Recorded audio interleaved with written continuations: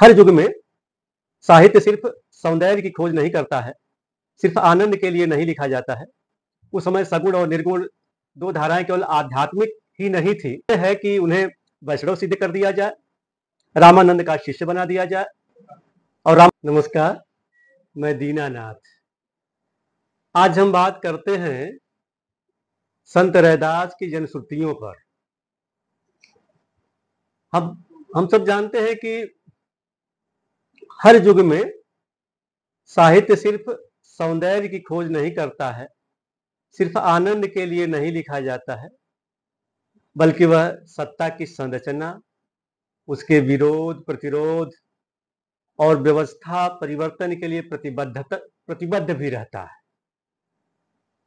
अगर मध्यकालीन भारत में जब हम भक्ति आंदोलन पर विचार करते हैं तो वहां साफ दिखाई देता है कि उस समय सगुण और निर्गुण दो धाराएं केवल आध्यात्मिक ही नहीं थी, बल्कि जो विपरीत समाज हैं, जाति, धर्म, समाज की असमानताएं, इन सब से वो संघर्ष भी कर रहे थे।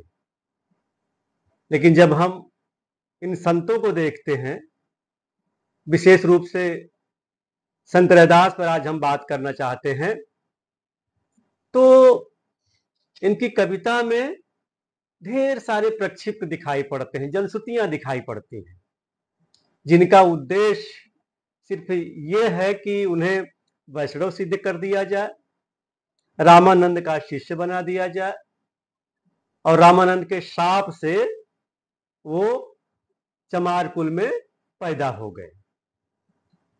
पर क्या वास्तव में ऐसा था?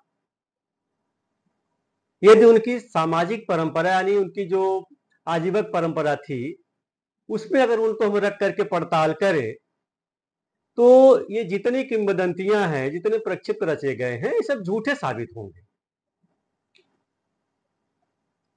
संत रैदास के बारे में कही गई जनश्रुतियां सिर्फ कथाएं नहीं है, बल्कि वे राजनीतिक और सामाजिक परियोजना का एक हिस्सा है, एक सोची समझी रणनीति है, जिसे हम कह सकते हैं कि दलित प्रतिरोध को हड़पने की कोशिश हो रही है इसके माध्यम से। और इसीलिए डॉक्टर धर्मवीर कहते हैं प्रक्षिप्त और किंवदंतियों के बारे में कि प्रक्षिप्त और किंवदंतियों की तभी जरूरत पड़ती है जब अछूत की ओर से कोई द्विज बोलता है। इनके बारे में इलाहाबाद विश्वविद्यालय में एमए के सिलेबस में प्रोफेसर जोगेंद्र सिंह की पुस्तक संत रैदास लगी हुई है, जिसके अंत में जनश्रुतियों का जिक्र किया गया है, जिसमें लिखा गया है कि रैदास पूर्व जन्म में ब्राह्मण थे और ब्राह्मण होते हुए उन्होंने मांस खा लिया था, जिसके कारण रामानंद ने शाप दे दिया और इस जन्म में वो चमार बन गए। और उसी में आगे यह भी लिखा हुआ है कि जन्म के बाद उन्होंने माता का दूध नहीं पिया और रामानंद के कहने पर फिर पिया। तो देखते हैं कि इस किंवदंती से कई सवाल उभरते हैं। पहला प्रश्न तो ये निकल के आता है कि क्या एक नवजात बच्चे को पता होता है कि यह दूध किस जाति की महिला का है और किसका है, अर्थात चमारी का है या गैर चमारी का है? यह तो एक बड़े विद्वान और संत को कृतज्ञ बनाना हुआ कि जो 9 महीने किसी माँ के गर्भ में पल रहा है और उसी माँ का दूध नहीं पी रहा है। दूसरा प्रश्न यह उभरता है कि क्या रामानंद जैसे ब्राह्मण किसी अछूत के घर जा सकते थे? क्योंकि जो उनकी परंपरा थी, आपने देखा होगा कि कबीर को शिष्य बनने के लिए सीढ़ियों के नीचे लेटना पड़ा था। तो वह रैदास जैसे चमार संत के घर कैसे जा सकते हैं? और उनकी किंवदंतियों में जो पुनर्जन्म की बात आ रही है, पूर्व जन्म की बात आ रही है, तो उनकी वाणी खुद ही खारिज करती है। रैदास जी कहते हैं कि संत साखी दे बहुरी न आऊं, यानी फिर से इस जीवन में जन्म नहीं लेना पड़ता। यानी कबीरदास जी के भी अगर पदों और दोहों को देखें तो पुनर्जन्म को खारिज करते हैं, रैदास भी खारिज करते हैं। और दूसरी बात इस किंवदंती में आई हुई है कि एक बार मांस खा लेने से कोई ब्राह्मण अगर अगले जन्म में चमार बन जाता है तो सिर्फ रैदास के लिए ही क्यों, तब तो मंदिरों में सारे पुजारी चमार होने चाहिए। लेकिन आप जानते हैं कि तमाम ग्रंथ साक्षी हैं कि अश्वमेध यज्ञों में पशु बलि होती थी, मांस सेवन का भी जिक्र मिलता है। तो उस समय जब ऋषिगण चमार नहीं हुए तो यह जनश्रुति अकेले रैदास के लिए ही क्यों गढ़ी गई, है ना। यह कथा सिर्फ इसलिए गढ़ी गई ताकि उनकी जो दलित अस्मिता है उसको पाप की संज्ञा दी जाए, उन्हें वैष्णव बना दिया जाए, वैष्णव धर्म समाज में समाहित कर लिया जाए। एक दूसरी जो किंवदंती है वो पारसमणि के संदर्भ में है कि रैदास को एक भगवान ने साधु वेश में पारसमणि दी और उस पारसमणि को रैदास ने छुआ तक नहीं। उसके बाद फिर रोज भगवान के आसन को झाड़ते समय उस आसन के नीचे सोने की मोहरें मिलने लगी। रैदास ने उन मोहरों में भी कोई दिलचस्पी नहीं दिखाई। तब भगवान स्वयं प्रकट हुए और स्वप्न में आदेश दिया उन्हें कि मतलब ये कहा कि मोहरे आप ले लो, और उन्होंने फिर उसी मोहरों के धन से, उसी पैसे से तालाब बनवाए और मंदिर बनवाए। लेकिन आप जानते हैं कि रैदास और कबीर दोनों आजीवक परंपरा के संत थे। वे लोग कमा करके खाते थे, श्रम की पूजा करते थे। रैदास तो साफ कह रहे हैं कि श्रम को ईश्वर जान के जो पूजे दिन रैन, रैदास तिनहि संसार में सदा मिले सुख चैन, है ना। माने ऐसा समाज जहां श्रम का सम्मान होता है। तो रही बात पारसमणि की, तो दुनिया में अभी तक कोई ऐसी मणि नहीं खोजी गई है कि जिसे लोहे को छुआया जाए तो सोने में बदल जाए। अगर ऐसा होता तो अमेरिका की नासा या अन्य देशों की जो अंतरिक्ष संस्थाएं हैं उसको खोज लेती, और भारत में भी जो रेलवे की पटरियां हैं वो लोहे की नहीं सोने की होती। दूसरी चीज, अगर विज्ञान की दृष्टि से भी देखें तो लोहे की परमाणु संख्या 26 होती है और सोने की 79 होती है ना। तो कोई भी पारसमणि 53 प्रोटॉनों को कैसे जोड़ पाएगा। माने लोहे को सोने में बदलने के लिए 53 प्रोटॉन की और जरूरत पड़ी तो वो कहां से आएगी। क्योंकि जो निर्गुण संत कवि थे वो वैष्णव कवियों की भांति मुफ्त में भक्ति का प्रसाद लेने वाले नहीं थे, और यही उनकी आजीवक परंपरा सगुण परंपरा से अलग करती है ना।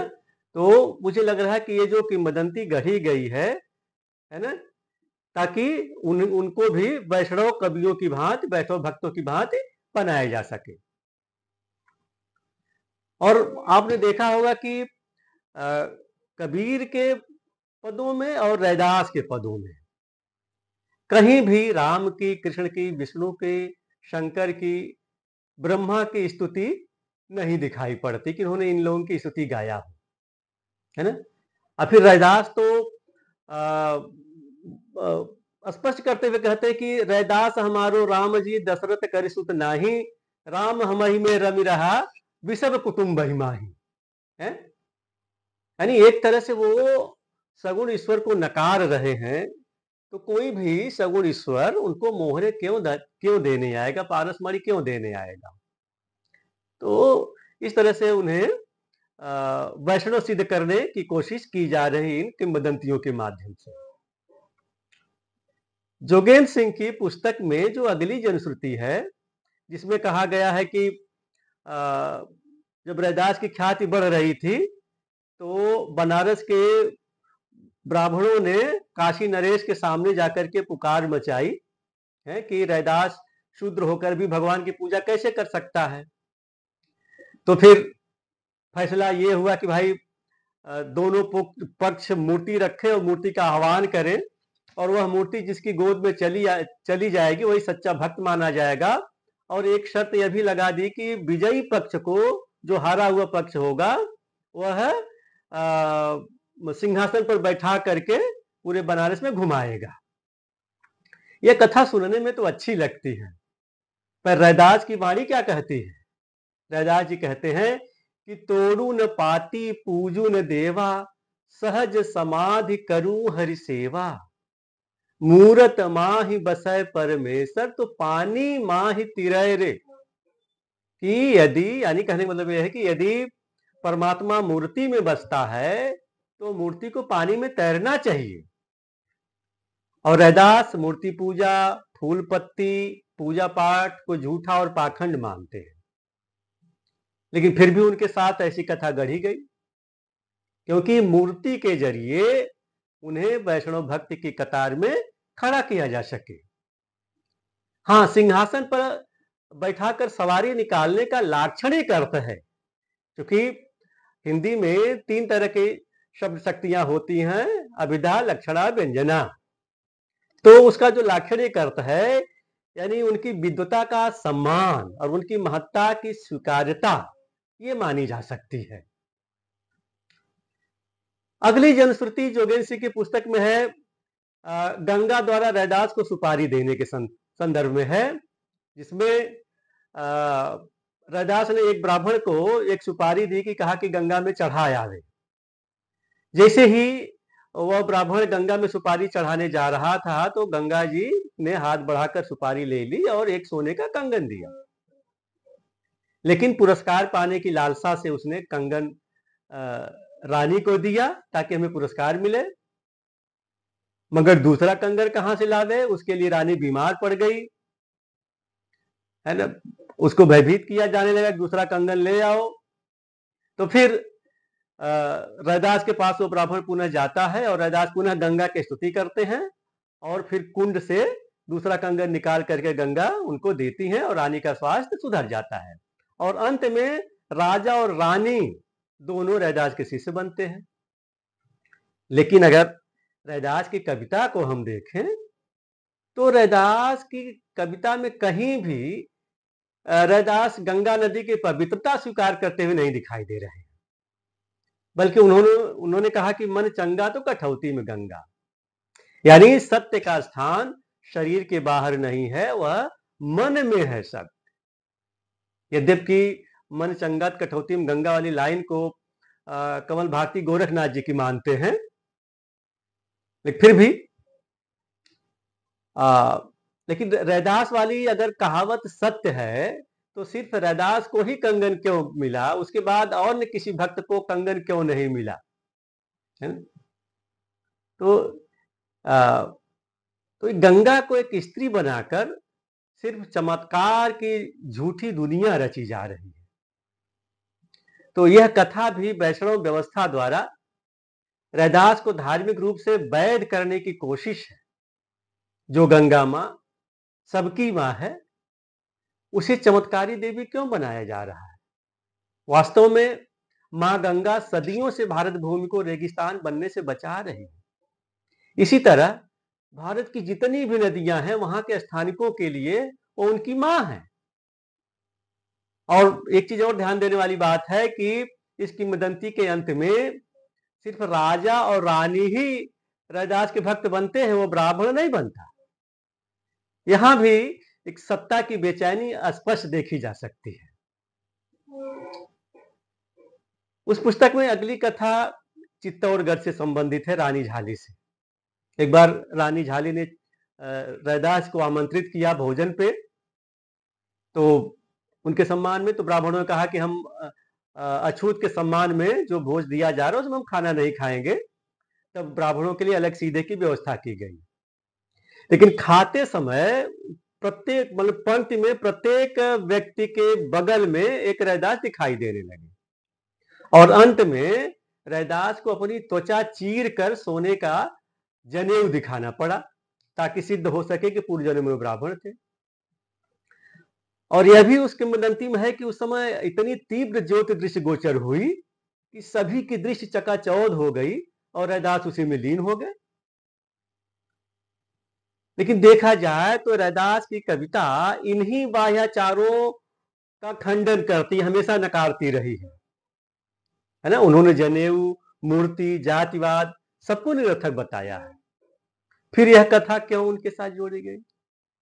क्योंकि यह साबित करना जरूरी था कि जो विद्वान है वह इस जन्म में न सही पूर्व जन्म में ही सही ब्राह्मण ही रहा होगा। डॉक्टर धर्मवीर जी कहते हैं कि मीराबाई को कोई गुरु नहीं मिल रहा था क्योंकि वे स्त्री थी, और रैदास एक दलित होकर के उन्हें अपनी शिष्या बनाते हैं, और यही बात उनके कुल को, उनके खानदान को खटकती थी। इसलिए इस तरह की कहानियां रची गई कि उनके शरीर से निकलता हुआ प्रकाश, चमड़ी चीर करके जनेऊ निकालना, ये सब जो कथाएं हैं, जो चमत्कारवाद जो जोड़ा गया है, सिर्फ कथाएं नहीं है, बल्कि चालाक आलोचकों द्वारा उन्हें वैष्णव बनाने की आखिरी चाल दिखाई पड़ती है। जब हम संत रैदास को पढ़ते हैं तो उनका स्वर बार बार कहता है, उनकी कविताएं बार बार यही कहती हैं कि जाति पाति पूछे नहीं कोई, हरि का भजे सो हरि का होई। लेकिन फिर भी इनके साथ जो कहानियां जोड़ी गई हैं, ये उन्हें बार बार यही सिद्ध करने के लिए कि ब्राह्मण थे, राम भक्त थे, मूर्ति पूजक थे, यही सिद्ध करने में लगी हुई। लेकिन रैदास, वास्तव में देखा जाए तो रैदास सगुण वैष्णव परंपरा के नहीं थे, वो निर्गुण आजीवक परंपरा के संत थे, जिन्होंने आत्मा की मुक्ति को ज्ञान, प्रेम और श्रम से सींचा था, श्रम से जोड़ा था। उनका धर्म वह नहीं था जिसे कहते हैं कि भक्ति द्राविण उपजी लाए रामानंद, बल्कि उनका धर्म वह था जो उनके भीतर से निकला था। रैदास को अगर सही रूप में जानना है तो उन्हें उनकी कविताओं में, उनकी वाणियों में खोजना होगा, क्योंकि उनकी जनश्रुतियां तो, या कोई भी जनश्रुतियां अक्सर सत्ता की इच्छाओं से पैदा होती है।